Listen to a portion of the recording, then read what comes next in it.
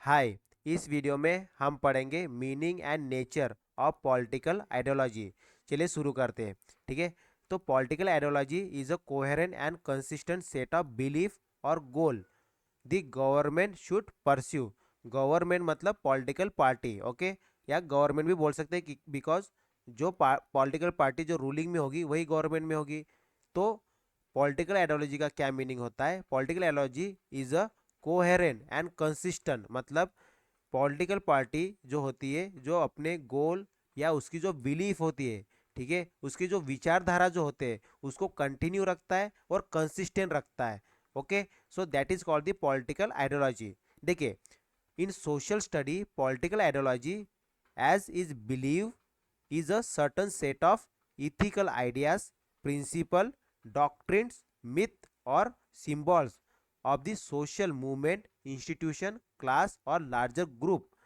ठीक है, मतलब इन सब के सोशल मूवमेंट के, इंस्टीट्यूशंस के, क्लास के या लार्जर ग्रुप के कुछ इथिकल आइडियाज, प्रिंसिपल्स, डॉक्ट्रिन या मिथ या सिंबल्स, ये क्या होते हैं उसके, इन सब के क्या है, ये है उनकी आइडियोलॉजीज है। तो अगर इनमें जैसे लार्जर ग्रुप में हम पॉलिटिक्स को समझे, पॉलिटिकल पार्टी को समझे, तो जो पॉलिटिकल आइडियोलॉजी है, ठीक है, इस पॉलिटिकल पार्टी की वो क्या हो सकती है? मेनली उसके आइडियाज हो सकते हैं, इथिकल आइडियाज, उसके प्रिंसिपल्स हो सकते हैं, उसके डॉक्ट्रिन्स हो सकते हैं, उसके मिथ हो सकते हैं या उसके सिंबल्स हो सकते हैं। ओके, तो ये सब क्या मेनली एक्सप्लेन करते हैं? How society should work, offer some political and cultural blueprint for a certain social order. Okay, so it is different from political culture. जो पॉलिटिकल आइडियोलॉजी जो होती है वो पॉलिटिकल कल्चर से अलग होती है। Okay, which is a coherent and consistent set of belief and principle. जो पॉलिटिकल आइडियोलॉजी जो होती है वो क्या होती है? वो एक set of belief and principles होते हैं जो कि मेनली मेनली कंसिस्टेंट होते हैं और कंटिन्यू होते हैं। ओके, बट पॉलिटिकल कल्चर क्या होता है? Concern itself with means that government should use to pursue its end or goal. तो जो पॉलिटिकल कल्चर जो होता है वो मेनली किससे कंसर्न होता है? मेनली जो गवर्नमेंट होती है वो अपने गोल को, अपने एंड को, ओके, मतलब अपने ऑब्जेक्टिव को किस तरह से परस्यू करता है। Okay, what are the means? So authoritarian versus constitutional government. तो इस टाइप से भी हो सकता है, मतलब थ्रू ऑथोरिटेरियन और constitutional government. Okay, so this type of the means that can be used by the government to achieve their end or goal. Political ideology thus is a coherent set of view on politics and role of the government. Okay, तो political ideology क्या होती है? कुछ set of views होते हैं, किसके? Views on the politics के ऊपर, और ये रोल होते हैं गवर्नमेंट के। So consistency over a wide range of issue is an important aspect of the political ideology. So अभी हम एक इम्पैक्ट के बारे में पढ़ेंगे। Oxford dictionary of English define impact as a the action of one object coming forcibly into contact with other. It means a marked effect और influence. Okay, तो impact क्या होता है? जब कोई ऑब्जेक्ट दूसरे ऑब्जेक्ट की तरफ अप्रोच करता है और उसके ऊपर कुछ असर करता है, दैट इज इम्पैक्ट, सिंपल। तो इसका मतलब क्या है? कोई आइडियोलॉजी है जो मार्केट की तरफ आ रही है या किसी की भी तरफ आ रहे हैं, तो उसका कुछ ना कुछ इफेक्ट पड़ेगा, कुछ ना कुछ इन्फ्लुएंस पड़ेगा। Okay, that is ideology. As defined by the Rossi and Freeman, impact assessment are undertaken to estimate whether or not interventions produce their, their intended effect. Okay, so such estimate cannot be made with certainty, but only with the varying degree of plausibility. Okay, plausibility. So in a wider context, Thomas Dewey has noted that policy and impact enable us to know the consequences of policy. तो जो impact है उससे क्या है, अलग अलग type की possibility हो सकती है। ओके, मतलब डिफरेंट टाइप ऑफ ऑप्शंस उसमें मिल सकते हैं। ओके, तो यही अभी हम पढ़ेंगे कि किस तरह से जो पॉलिसी है, ओके, पॉलिसी किस तरह, पॉलिसी जो है, ओके, इसके कॉन्सिक्वेंसेस क्या हो सकते हैं। ओके, देखिए, मतलब अगर पॉलिसी के ऊपर इम्पैक्ट पड़ेगा तो इसके कॉन्सिक्वेंसेस पॉलिसी के ऊपर, उसे पॉलिसी के ऊपर क्या हो सकते हैं। Okay, when policy get impact, okay, what are the consequences of the policy. Okay, देखिए क्या क्या कॉन्सिक्वेंसेस हो सकते हैं पॉलिसी के ऊपर।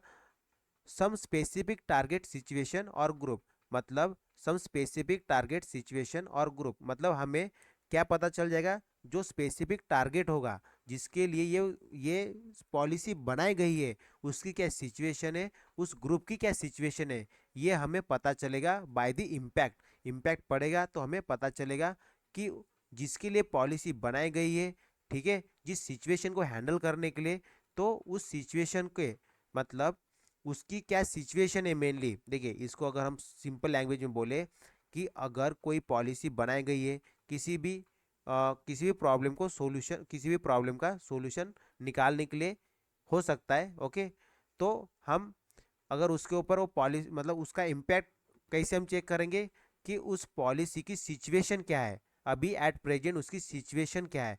इसके बेस पे हम ये पता कर सकते हैं कि पॉलिसी का इम्पैक्ट कितना पड़ा है। ओके, तो स्पिल ओवर इफेक्ट और सिचुएशन और group other than the target. Okay, तो स्पिल ओवर इफेक्ट मतलब हमें कुछ इफेक्ट दिखाई देगा। ओके, स्पिल ओवर होगा इफेक्ट, तो जिससे हमें ये समझ में आता है कि इस पॉलिसी का कुछ ना कुछ इसके ऊपर इम्पैक्ट पड़ा है। Future as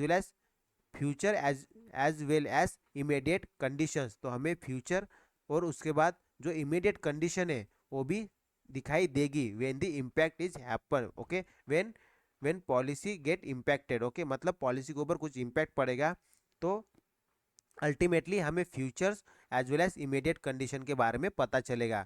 direct cost in terms of the resources devoted to the programme, okay, हमें डायरेक्ट कॉस्ट पता चलेगी जो भी रिसोर्सेज उस प्रोग्राम के लिए मतलब डिवोट किए गए हैं, उस प्रोग्राम के लिए लगाए गए हैं। इनडायरेक्ट कॉस्ट भी पता चलेगा, including loss of opportunities to do other thing, और क्या कर सकते थे ये भी हमें पता चल जाएगा। ओके, तो ये सब क्या है, मेनली ये चीज़ें क्या है कि किस तरह से अगर कोई पॉलिसी के ऊपर इम्पैक्ट पड़ता है तो हमें उससे क्या क्या पता चलेगा, what are the consequences that we will come to know when policy get impacted. Okay, मतलब पॉलिसी, ओके, पॉलिसी के ऊपर कोई इम्पैक्ट पड़ता है तो हमें क्या क्या कॉन्सिक्वेंसेज हमें मतलब हमें पता चलते हैं। ओके, कैसे पता चलता है कि उसके ऊपर पॉलिसी के ऊपर इम्पैक्ट पड़ा है और किस तरह से पड़ा है। ठीक है, the main objective of an impact assessment is to produce as estimate of the net effect of the intervention, since evaluation test whether public policy has worked as intended. The policy impact seek to measure how public policy has actually impacted upon the problem to which it was addressed। जिस problem के लिए ये policy बनाई गई थी क्या उसका impact पड़ा है ये हमें समझ में आता है। ठीक है, तो ये था mainly meaning and nature of the political ideology. Okay, political ideology का मीनिंग समझा हमने और इसका नेचर समझा। ठीक है, तो नेक्स्ट वीडियो में हम पढ़ेंगे इम्पैक्ट ऑफ पॉलिटिकल आइडियोलॉजी किसके ऊपर, पब्लिक पॉलिसी के ऊपर। ओके, कैसे पढ़ता है और कब पढ़ता है और पढ़ता भी है या नहीं, ये हम अलग अलग, ओके, अलग अलग डायमेंशन में, ओके, पॉलिटिकल आइडियोलॉजी के अलग अलग डायमेंशन में हम समझेंगे। ओके, सो इस वीडियो के लिए इतना ही। Thank you, bye bye.